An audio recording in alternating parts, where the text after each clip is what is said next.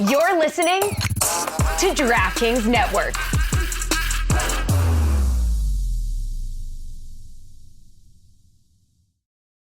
Stugotz here. Today's episode is powered by Venmo and PayPal. Look, no matter how your favorite team did this season, there's still one way to feel like a winner, and that's with Venmo and PayPal. That's because when you use Venmo or PayPal to transfer $5 or more to your DraftKings account for the first time, you'll receive one entry into the DraftKings Big Game Millionaire DFS contest on February 11th. Just go to DraftKings.com/PayPal Venmo to activate your offer. Then choose Venmo or PayPal to transfer funds to your DraftKings account, add $5 or more, and boom! The ticket for entry into the Big Game Millionaire DFS contest will appear in your DraftKings account if you're eligible. This offer is only good through February 11th, 2024, or while supplies last. See official rules for details. What are you waiting for? Just transfer $5 or more to your DraftKings account with Venmo or PayPal, and you'll get one entry into the Big Game Millionaire DFS contest on DraftKings. Go to DraftKings.com/PayPal Venmo and go get that entry. Gambling problem? Call 1-800-GAMBLER or 877-8-HOPE-NY. Text HOPE-NY 467-369 in New York. Help is available for problem gambling. Call 888-789-7777 or visit ccpg.org in Connecticut. 18 plus in most eligible states, but age varies by jurisdiction. Eligibility restrictions apply. Valid one per first-time Venmo or PayPal account transfer.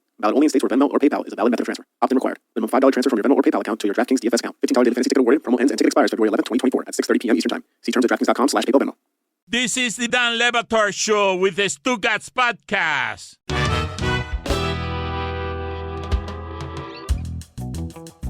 I am sorry for the audience and for Lucy. I'm going to have to punish Lucy here. I think What? that it's going to be her. For what?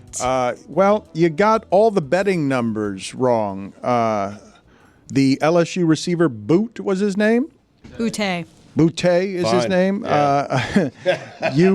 You had him winning $400,000, and in 2022 he lost $65,000, and last year he lost $16,000.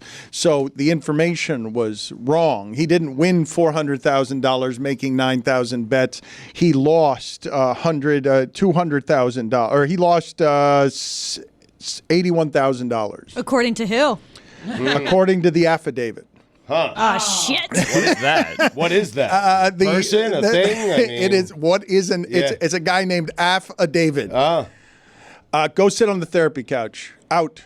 That's fair. Yes, you've got to get those numbers right, or closer to somewhat accurate than the way that you portrayed it. I prefer a whole David. So not half a David.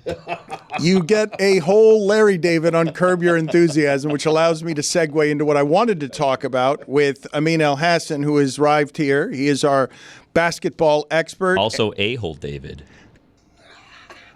His character. He is dressed, thank you, Billy, for the clarification. He is dressed as Baby Billy, and the look suits him. You look dapper. Righteous Gemstones is a magnificent show. I'm surprised someone didn't make it sooner. Welcome to the show. It's nice to see you again. You could check out Amin El-Hassan on Oddball with Charlotte Wilder every day except for Monday on the DraftKings Network. Let me put this timer on because, time is money.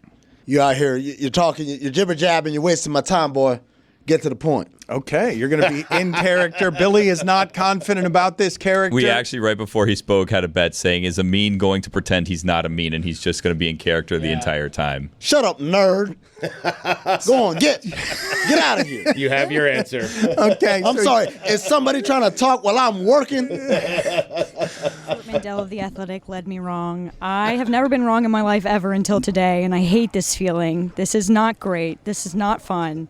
I will never make a mistake again because That's not, that she will make many mistakes. We pride ourselves on our mistakes around here. I wanted to bring in Amin on some of the basketball stuff that we were talking about, though. Do you have any objections, the way that Stugotz did, to Jason Kidd saying that Luka is better than Dirk Nowitzki and in the class of LeBron and MJ? Funnier the second time around. I'm going to tell you like this, Danny. Oh, no. Oh, jeez. On this one program we got, Baby Billy's Oddball. It's a fine show. We have a segment called Who's Lying? Where I look deep into the soul of sinners and try to ascertain whether they're telling the truth or not. And I'll tell you right now, that Jason Kidd fella, he's a lion. He's a lion. I'm with you, Stugotz. It's not a terrible I feel baby. really, really left out. And I'm having a hard time in Miami. People are not friendly here, and the girls on Bumble BFF are not very. See, that's better as therapy than her saying. Now she's getting into the rhythms of it. You talk about your personal life a little bit. What is Bumble BFF? Anyone wanna? Everyone should want to be my friend, but no one wants to be my friend, and it's really hard. And you know what? I think I have to go back. I mean, Doctor really. This is a cracked her tough open. city to make friends in. I mean, have you noticed this? Please come out of character. I can't do this much longer with you. Why not, Dan? You lasted 4 minutes. I mean, Is he going to stay in character? Want to play a game? We can play Baby Billy's Bible Bonkers. Yeah? Let's play that. It's God's favorite game. It's a good impersonation. He's got the rhythms of it down in a way that surprised me. is that the same hair I had on yesterday? For Larry Bird? The Larry Bird hair, the Stu Bird. I got a couple of cold beers in my pocket if you want one. In Miami, because my parents probably should have been a little nicer to me, and then maybe I could have made friends easier. And I don't know. This is. Wow, that took a dark turn. Yeah. Anyway, the thing that I wanted to play for you guys from Curb Your Enthusiasm, because I saw this, I don't know how many of you, now keep in mind, Larry David is a genius, responsible for 25 years of unbelievable television, and I don't think that the people listening to this, or just about anybody watching it, understands just how much work goes into having to do those shows well. And he's tired. So he's on the red carpet last night, Stugotz. And when I saw the trailer for Curb Your Enthusiasm, and I say this as someone whose show is also aging, it was hard to watch the trailer because of how old they all look, just physically moving around. It's old people moving around, and it's slightly less funny than it used to be because their standard is impossibly high. They've been dictating what's funny on television and on HBO for 25 years for 12 years before HBO, and now the last 12 years. And this is him being curmudgeonly on the red carpet here. Listen to him. Why is this the final season?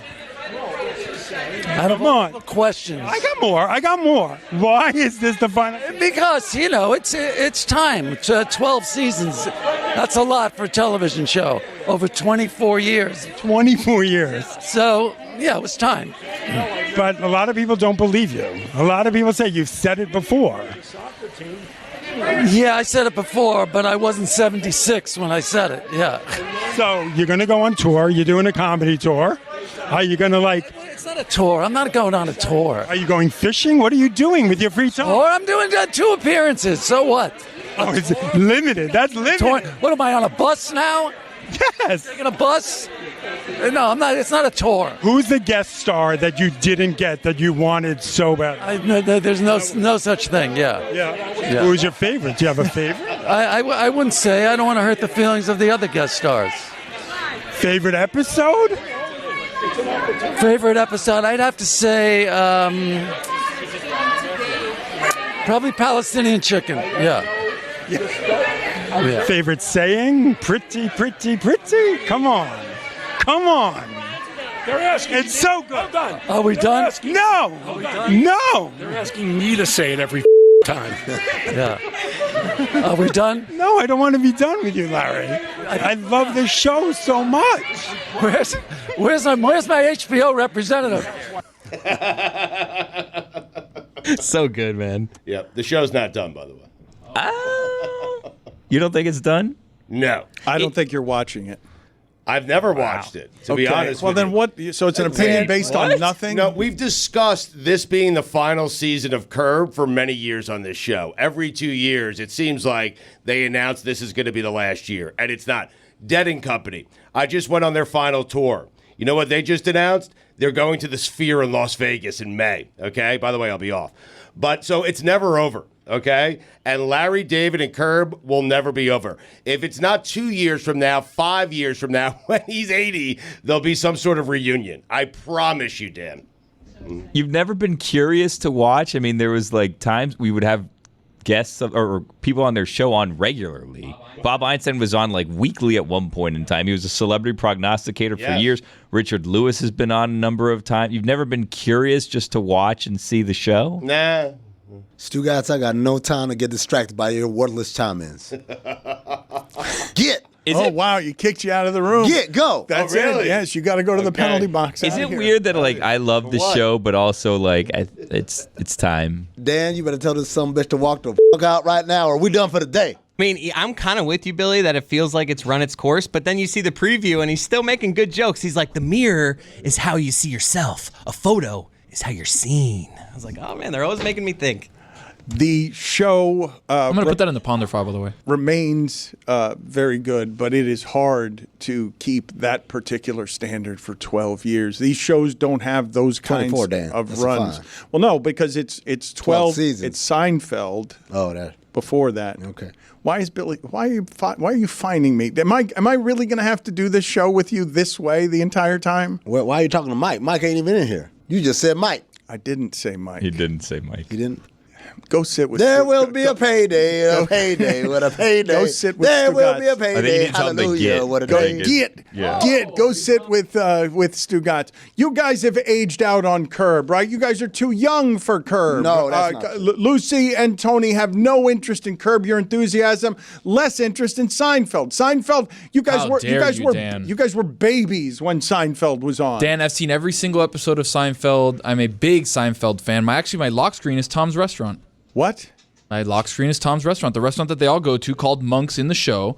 My lock screen is that restaurant. Billy, you can see it. Super fascinating. Well, I'm just saying. Ohio, where's your deli? I need something. It doesn't matter what the words are. So you didn't like the show, Lucy? I could see Lucy not liking it because like what happens with the show is you experience it two ways, right? You either watch and you're like, wow, Larry's like really an a-hole. Like this guy is so mean and he's so rude to everyone. Or you watch it and you're like, he's making some good points. Like, I'm not a great person on the inside because a lot of stuff that he's saying I'm connecting with here. I didn't dislike the show. I liked it and I thought it was funny, but when I started watching it, it was like 2 years ago, and I looked at how much of a commitment that would be, and I was like, I'm not willing to make that. Like, I can't do 15 plus seasons of any show. Do you think that people listening to this have an idea of how hard it is to keep that show at the standard that show has been at when he is doing the majority of the writing and they're doing a lot of ad lib? Like when I've heard them interviewed about the doing of that show, they enjoy it, but all of these great shows, the ones that change television, whether it's Seinfeld or The Wire or Breaking Bad, the investment, I mean, you see the care in the product, but I think Curb Your Enthusiasm fools you because it seems so loose. Seinfeld seems so loose that you would think it's not meticulously cared for when all of those people are putting in 60 and 80-hour weeks and being made crazy by the pressure. Like there's an absence almost outside of the laughter of joy of having to be better next week because everyone's got this standard for what Larry David makes on television. And you got to do that for 20 years. No wonder he's tired and bitter on the red carpet. Like, get me off this red carpet. It's hard. What I do is hard. He's been like that for 30 years. That's true. He was like that season 1 too, though. So it's season 1 of Seinfeld in 1989, he was the same way. Yeah. Man, more dead shows for Stugotz. All of May. All of May. He just said, I will be. They're going to be there in May. I'll be off without any specifics. He said he'd be off before he knew what month it was in. He did not have enough working, functioning brain to fry as much of it as he has at these concerts. I'm concerned about him.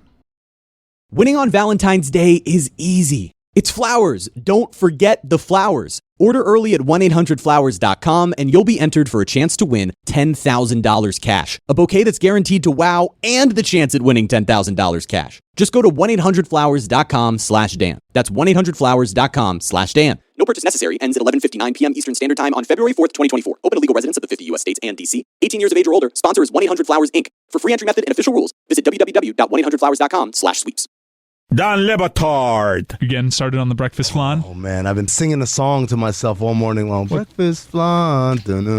Stugotz. Have you never heard the breakfast flan song? No, hit me with it. Okay. I wish I had some breakfast flan. Breakfast flan. Where can I find a breakfast like that?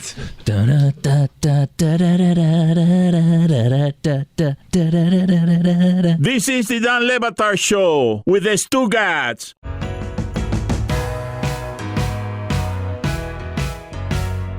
I mean, I'm going to insist that Baby Billy gets for a little while, and I want some serious. I've been wanting to talk to you about some of the serious basketball stuff because there are a few decent, meaty issues that we were talking about that require your expertise because you're more informed than we are. So let's start with what the 65-game rule is doing to NBA awards, NBA rosters, where Halliburton or Embiid are trying to play enough games and then are getting hurt.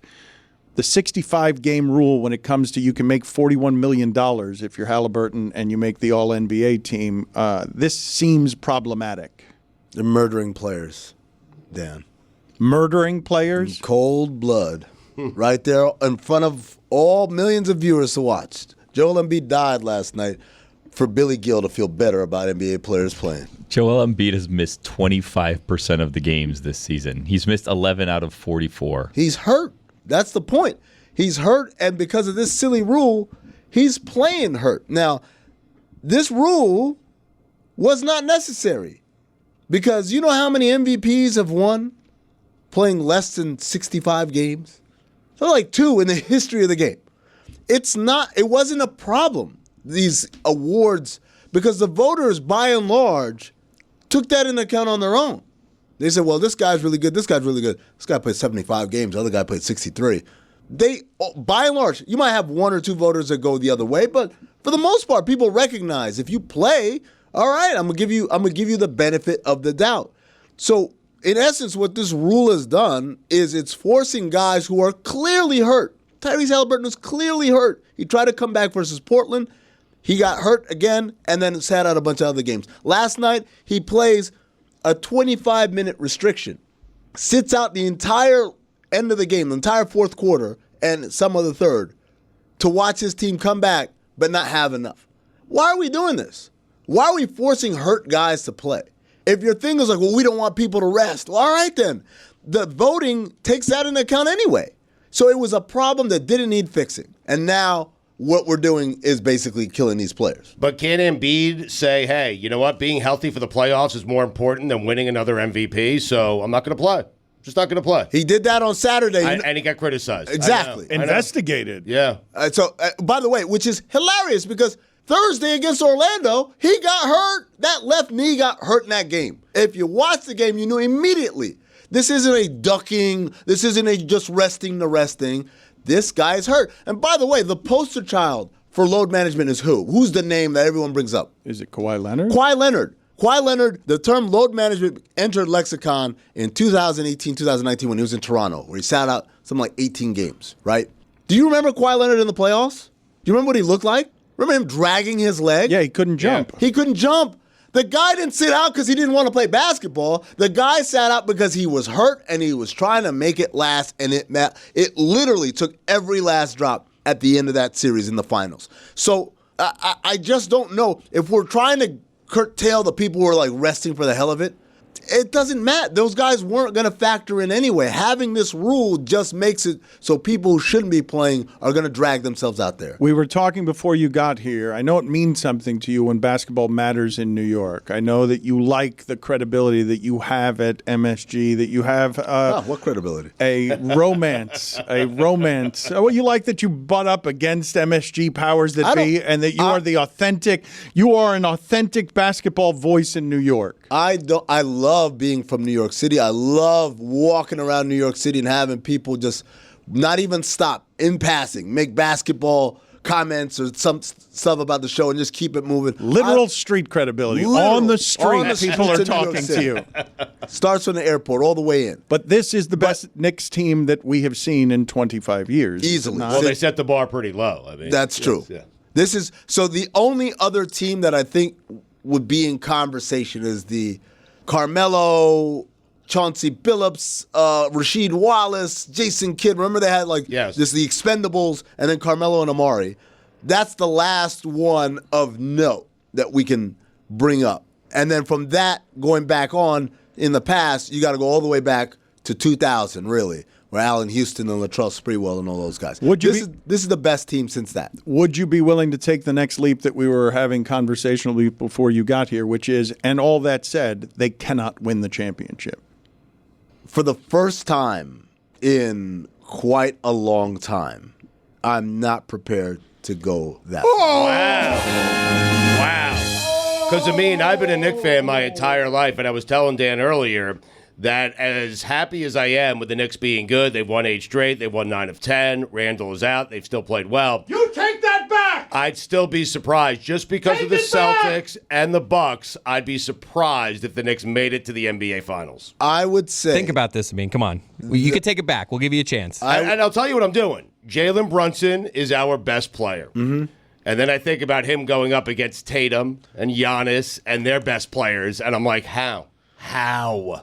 So, this is what I'm going to say. First of all, you're doing the same thing that everyone seems to be doing, and I don't understand why, which is Jalen Brunson doesn't look like a 6'8 guy who has a 40-inch vertical and a sculpted Adonis, so he can't be our best player. You know who they said that about 8 years ago? Who? Steph Curry. Yeah. Oh, your best player can't be that guy. I mean, he's good. He's a nice player. He can't be. He's not Russell Westbrook or James You Harden. better slow down. I mean, He's you've not lost Steph your Curry. mind. I'm not saying he's You're losing your credibility. You've lost your mind. Listen to me. Listen to me. Listen Look to at me. him. You look like a fool. Listen to me. I'm not saying he's Steph Curry. I'm saying the thing that people did with Steph Curry, and y'all can all plead ignorant and amnesia now. Right. But in 2014, 15, people were saying, that can't be your best player. It sounds like you're saying that he's Steph Curry. That is. I'm It not sounds like saying you're that. running around the house with I'm a not- pickle in your mouth. Leave the show references to me, please. What I'm saying is, basketball, for whatever reason, has a really dumb heuristic of thinking because someone doesn't, quote unquote, look the part, they can't actually be on this level. I'm not saying he doesn't look the part. I'm saying their superstar is better than our superstar. That's all I'm saying. Do you think Jason Tatum is better? Is better. Yes, Okay. yes. Do you think Jason Tatum has shown in clutch situations and crunch time situations to be like unbelievably better? He's had some moments. He's had some bad moments as well. Right. Yes. That's my thing about Jalen Brunson is he doesn't look like Jason Tatum. And if you described him to me on paper, I'd take Jason Tatum. And even watching, I'd take Jason Tatum. But the gap between Jason Tatum and Jalen Brunson is not as massive as people want to say. Giannis, Jokic, Embiid, Steph, yes. But when you start getting to the Tatums of the world, who's better, but he ain't that much better. And most importantly, what Brunson is doing is within a system and within a complementary group, everybody's on the same page now. I said it for months. You're all in on Brunson. You are all in. I've been You're all all in. in. You're I've been all in Yeah. since last year. I said the Knicks have a civil war between the impulse players and the IQ players. Guess what? All the impulse guys are gone. Well, it's all IQ Randall's guys. still there. But Randall's He's playing well, man. He's playing well because Yeah. he's finally accepting, because you can have an impulse guy surrounded by IQ guys, and his IQ play will increase, and his impulse play will decrease because it's osmosis. Everyone's doing it. When you got half the locker room doing whatever the hell they want on the court, it's like, what? Why should I stop and think about what I'm about to do? Better, Boston or New York? Boston's better. Philadelphia or New York? Milwaukee. Hold on, Philadelphia. Are we counting health? Because this is the other part of this. That's it's important. It's open in a way because Philly's not healthy. Porzingis right? can get hurt. Boston not healthy. Yeah, but Al Milwaukee healthy. But hey, like nobody's writing home about this right now on paper. But they don't play on paper, Dan. On paper, the Cavs were a better team than the Knicks last year, but the Knicks won because they executed and the Cavs didn't. And that's what it comes down to. But then the Knicks lost to the Heat, and Jalen Brunson didn't have those moments where it was like albeit he played excellently in that series against Miami. There wasn't a moment where it's like, oh, this is the Jalen Brunson coming out But party. they have fixed complementary players The are IQ more is athletic. there. It's not just IQ though; it's also athleticism. You can talk about it. They were plenty athletic when they lost to the Heat. They were plenty athletic, and the Heat aren't exactly a bunch of greyhounds, right? What they did is they got rid of all the guys that do not think the game. And they got guys like OG Anunoby and obviously Josh Hart from last year and Jalen Brunson and Dante DiVincenzo this year and Isaiah Hartenstein from that. Like all these guys now, they're all IQ players. They're all guys that are thinking the game. They are the best defensive team in the NBA. I mean, they are. That's always what They Tibbs lost. is going to do. Well, it's But hold on, I know, but that's they lost one of the leading shot blocker and rebounders in the league for the year and got better defensively. There's a part. Look, hey, I love clowning on the Knicks. It's fun. It's funny. Their fans take everything personally, and they've been awful forever. Every team I clown on, I always say the same thing. No, I'm not breaking the mold here. I'm not calling like the Bucks a trash team or the Nuggets trash. I'm calling the Knicks. You guys have been terrible forever. They're not terrible anymore. We got to accept that. I know, but there's a big difference between they're not terrible anymore and they can win the championship. They can win the championship in this sense, Dan. Are they? Am I picking them to win the championship? Absolutely not. Will they even be in your top 6? But Dan, will they be in your top 6? What I'm saying is look around the league. Who looks like they got shit all figured out? They're perfect. They don't need anything. Nobody.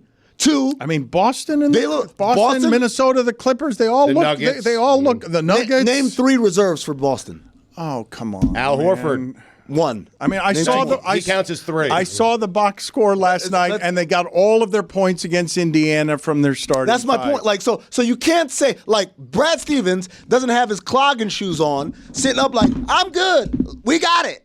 We ain't got to do nothing. He's not doing that. He's saying my team isn't deep enough. My team doesn't have enough size. My team doesn't have a guy off the bench, a reliable guy who's not 300 years old. They've got issues. The only team I could honestly say, look, as long as we're healthy, we're good. Denver Nuggets. Ain't no other team in the league that could say we're good. Every other team is like T-Wolves? No, definitely not. Definitely not. The Clippers? Clippers, definitely not. They're all looking. Everyone's looking. How many teams are better than the Knicks? Name them. How many teams better than the Knicks? Name them. The Nuggets? Boston, Denver, Oklahoma City, although I wouldn't say Oklahoma City can win the championship. Miami. You could say that you're going to say the Knicks can win the championship before Oklahoma City can win the championship? That's right. I agree. And I'll explain after the break. No, you won't. So the Dan needs a break. Get.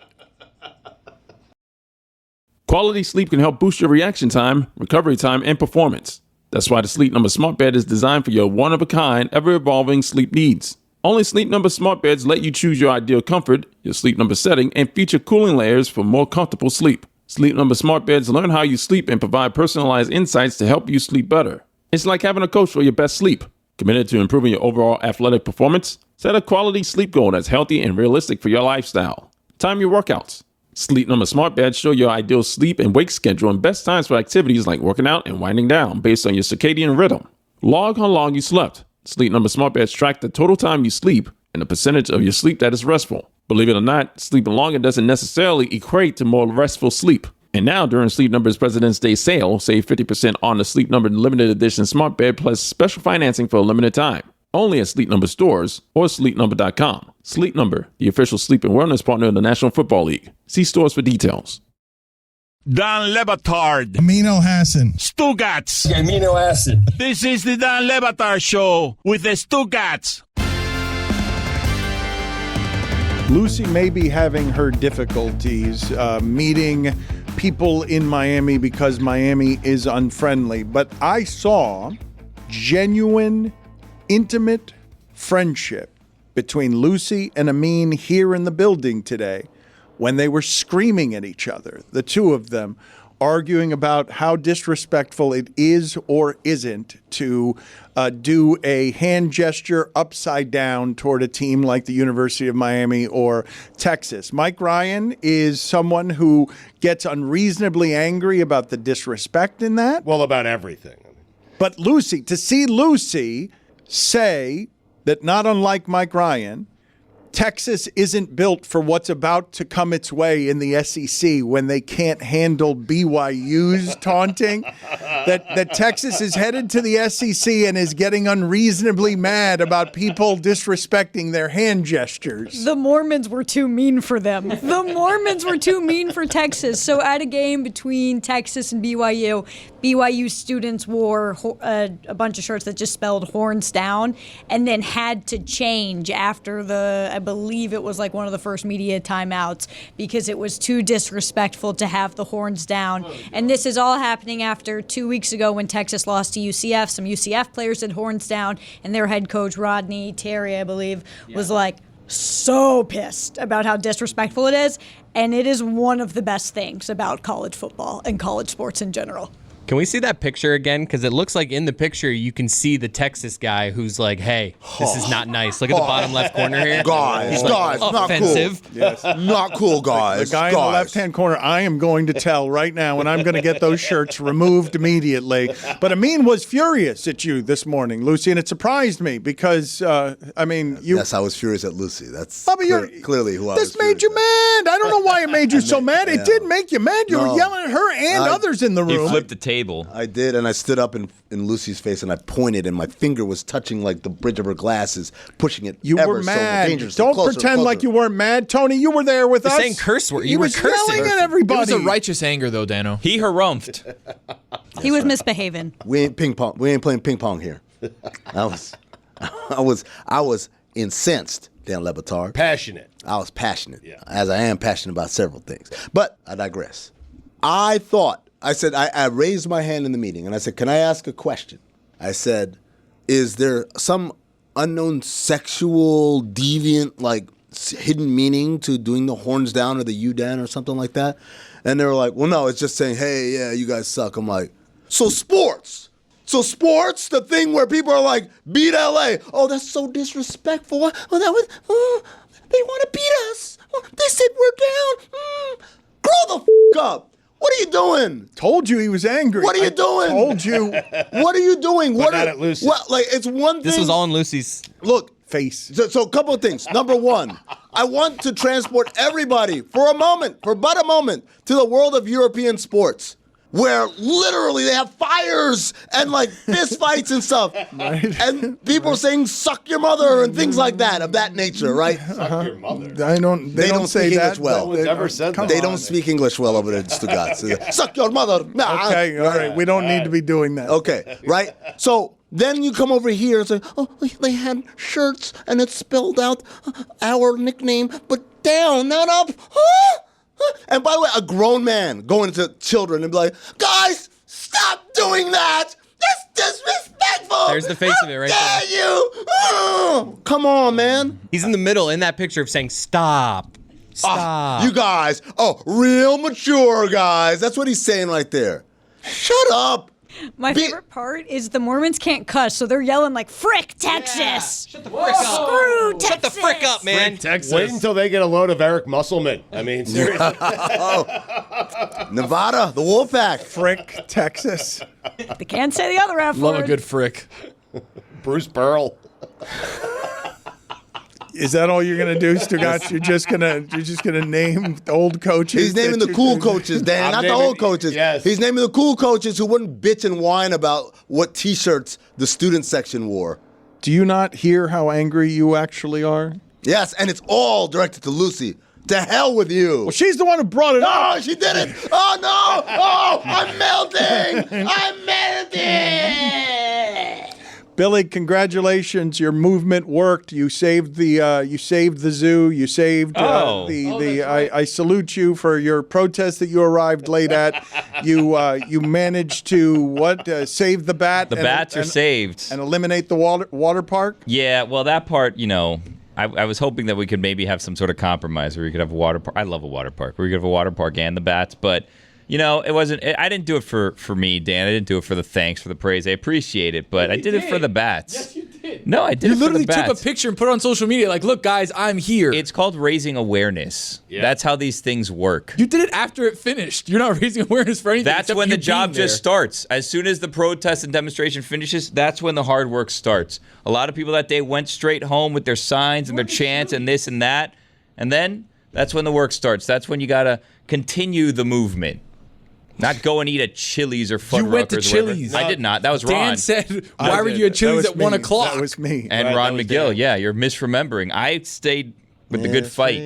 Tony, he's right. I love you, but he's right. Because when the cameras are off and, no one's paying attention anymore, that's when the real work starts. That's when you find out who's home. Thank you. Well, thank you for the segue, Stugotz. When the cameras are off is when people need to pay attention to the real work. It brings me to the transition of Tom Brady was making the rounds yesterday saying why he's going to be good at broadcasting, why he's taking the $375 million in order to replace Greg Olsen. He's not sharing the booth with Greg Olsen, and he is saying that he is preparing for this part of his career to be great at it. He's preparing the way that he would for games, that he's taking it very seriously, that he's not going to be Joe Montana. Joe Montana was boring, really famous, became a broadcaster, lasted 9 games because he didn't know how to do it, and it is a skill. I believe he's preparing very hard. I believe he has a chance at being very good at this. I just wouldn't talk about it. I wouldn't, because every time he says that, he's setting the bar very, very high for himself, and Greg Olsen is very good, Dan. Dare I say great. And so if you're Brady, just lay low, say, hey, this is more tricky than I thought it was going to be, and then get in the booth. You set the bar low, and then you climb over that bar once you start doing it. I do think, because of his preparation, I think he might be willing to say things and give you a different perspective, that he has a chance of being great at this. He does have a chance. If you're Brady, do you just like undercut Olsen the whole time? Like Olsen makes a point and says, yeah, that's kind of Well, they're not going to be on together. They're not sharing the stage. No, but you start anymore. doing it now. Yeah. On social media. The wig is affecting your hearing. cute. I just said that. Dan, we spoke to Mike Golick last week, I believe it was, and he told us something that we thought was like very revelatory, but he's like, no, this is like perfectly normal, where he's like, yeah, Tom, like I was at a game and Tom Brady's people were there, like they were doing the groundwork, like he's already sending his people to the games to kind of start figuring the ins and outs. And we're like, well, why isn't Tom going to do this? Like, why is Tom sending crews of people to start kind of figuring out how this works and get the wheels in motion? It seems kind of like you're doing the prep, but you have a team of people prepping you on the prep by just going and doing the prep for you. But he can't go and just stand over Greg Olsen's shoulder. You can. Yeah, you can. You just go and you sit in the back like an intern while they're doing the thing, and you take notes, you ask questions, you say, hey, what's this all about? What's that? What does this button do? What does that do? How do I cough? Stuff like that. You know what I mean? What's wrong with having someone do your prep for you? Proud of him. Tommy. Whatever happened to his stand-up career? That's a good question. Didn't he's like, all right, you know what? No broadcasting. I'm going to do stand-up. Yeah. It's like, you know what? I'm coming back to broadcasting. What's going to happen to Greg Olsen, by the way? If you're CBS, do you go after Olsen? Replace Romo? He's going to do stand-up now. If I'm Olsen, I don't go. If I'm Olsen, I don't do the. I'm not the number 2 guy. I'll sit it out. I'll wait. Wow. What's up, CBS? Yeah. What's up, NFL Network? I'm here. NFL Network. Wow. Just saying. The Europe game. Can we talk about enough quiche? What Stugotz is saying? They're going to pay him in quiche. Yep. They should. Stugotz is saying something, and I think it is actually worth exploring. The idea that Tom Brady is moving into a job that now suddenly, startlingly, has expectations, because Greg Olsen, in the brief bridge to Brady, you took the year off so that you can get good at this, and he's making $37.5 million per year. Like, he's going to be doing other stuff, ambassador stuff, but he's going to be making essentially $2 million a game. He's working for 3 or 4 months. He's the highest paid broadcaster that exists. I don't think Barkley makes that kind of money. I don't think there's anyone who makes that kind of money, but he was supposed to be coming into a job that didn't have much in the way of expectations other than people who had soured some on Romo because he wasn't quite as good as he was at the beginning. Olsen is now viewed as universally consensus. That guy's excellent at what he does, and he's not going to do Olsen's not going to do the old man thing that Brady did, which is, everybody out here now is mediocre. Everyone doing this, like they've run out some of the old people who do that in broadcasting to the product, Stugotz, that everyone out here is mediocre. My way is the best way. Basically, only Shaq's the one that's still allowed to do this, where he calls everybody. All his analysis is everyone who plays now doesn't do it as well as I do. And Doggy. I'm talking about among the former athletes, and I'm not talking about the broadcasters. You're right. Yep. I'm talking about the people on the games. Jeff Van Gundy, we're in agreement, are we not? I mean, that Jeff Van Gundy, at least part of the reason he's not a part of the product anymore, even though he was very good at what he did, is because he was bashing the product. Like he wasn't celebrating the product. Sometimes it felt like he was having problem with things that the league would prefer he not give voice to. I'm not letting Bristol off the hook for that one. Bristol got rid of him. Adam Silver did not get rid of him. Okay. Bristol made that decision. Right. Isn't that part of the reason, though? Wasn't that seen as part of the reason? I mean, Silver did put his voice on, I want people who are teaching the game more. I want a new influx of voices and analysis. That was a Bristol decision. All right, why am I doing a press conference? No, with but you they're now? partners. You're wording you here. What is that? Like you're doing a press conference where I'm asking you questions and you're being Read evasive. between the lines, Dano. Let me try this way. The NBA and ESPN, they're partners. You don't think Adam Silver No, called he's going to someone say at it again. ESPN He's going to and say said, it I don't again. like what Jeff is saying? It was a Bristol. We're on to Cincinnati. Bristol should have stayed strong. I mean, I'm now interviewing a reluctant witness. Baghdad Billy over here. The decision to get rid of Jeff Van Gundy You said this already. remains solely in the hands of the people up in Bristol, Connecticut.